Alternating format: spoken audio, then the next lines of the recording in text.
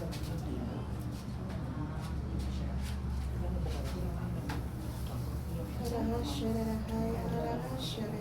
aking pangungumusta sa aking mga anak na minamahal. Ipakita ninyo ang inyong mga ngiti. Ngiti ng pag-ibig sa isa't isa. Ngiti ng kagalakan na nagmumulis sa kaibuturan ng inyong mga puso. Dahil ang lahat ng yan ay kaloob ng Diyos sa bawat buhay ninyo. Ako si Maria, ang inyong mahal na ina. Tunay na nagmamalasakit sa bawat isa sa inyo at kumakalinga rin sa bawat isa. Ako'y narito lang, nag-aantay sa inyong pagdating upang tayo hindi ang aking mga kapahayagan ay huwag ninyong kalilimutan. Huwag ninyong ibaliwala pagkos bigyang pahalaga. Dahil ang mga trahedya, ang salot ng pagyanig mo, salot ng kaluluwa, magaganap ito. Subalit kayo'y manatiling daralitain ang aking malalasakot sa upang hindi kayo mapahawa. Sampo ng inyong mga mahal sa hingin ninyo ng awat kabag ang inyong mga kapatid na nakakalimot. Dalitain ang aking banal na sakrisa at turuan ninyo ang mga hindi pa nakakaalam sa pagdaralita nito. Patuloy ninyo silang gabayan at ipanalangin na isa puso ang kanilang pagkakas. Buong pag-ikalim ay panalangin nila ang sanlibutan lahat ng kanilang kapwa maging mga lugar bayan upang hindi lagay sa kapalitan. Lalo-lalo na ang inyong bansa at ang inyong bayan. Patuloy ninyong ipanalangin sa Diyos. Nanaway hindi maranasan ang bayan ninyo ang mga ibang kaganapan sa iba't ibang bansa.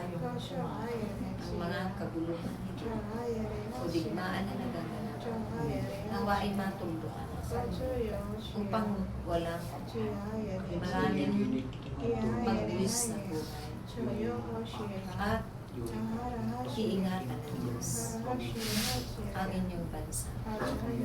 Higit sa lahat, ang inyong mga mahal sa buhay at ang inyong bayan.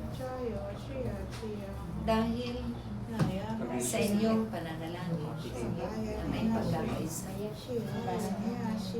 nawa, ipanalangin nyo rin ang mga namamahala sa bawat pamahalaan na iniluklok ng Diyos.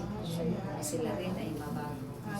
Ako mo ng pag-ibig, kagalakan, kababaan ng kalooban, habang sila'y naglilingkod sa kapwa.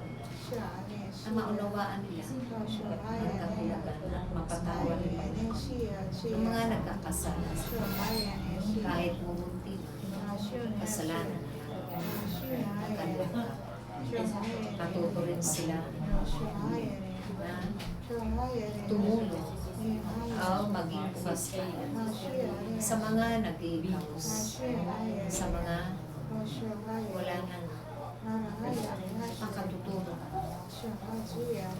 maliban sa Diyos na kanilang tinatawag. Ganun din sila na pinagkatiwalaan ng Diyos na mga bagay na masigit na kailangan ng kapwa nila. Maging pasalat sila doon sa mga kanilang kapwa. Lalong-lalong yung mga wala nang makain, wala nang matulog, wala nang iba, hinahanap buhay na inaasam.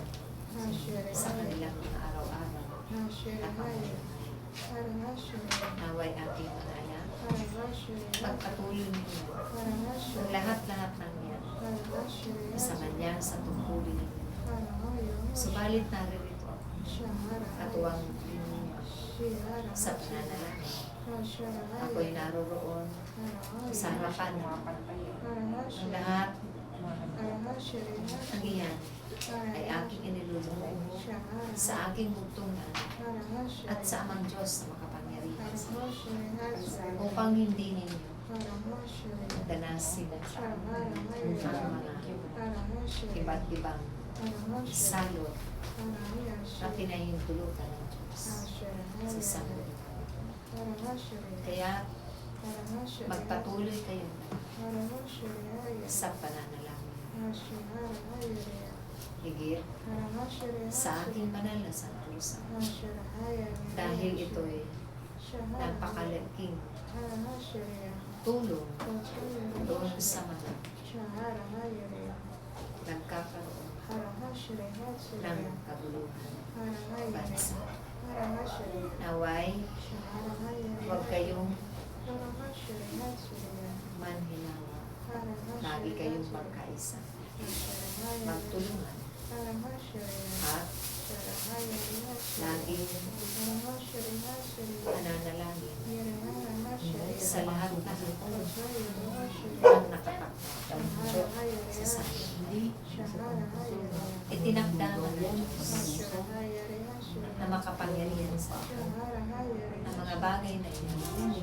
Subalit kung kayo'y patuloy nananalangin, yan ay hindi niya pahihintulutan.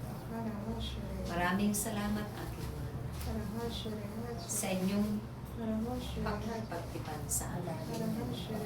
Lahat ng ito ay aming kinananabikan. Kung kayo at ang inyong mga kapatid ay nananabik sa araw ng ating tipan, higit kami na inyong mga tinatawag sa oras na inyong pangangailangan. Sumainyo ang pagkakaisa sa ngalan ng Anak at ng Espiritu Santo.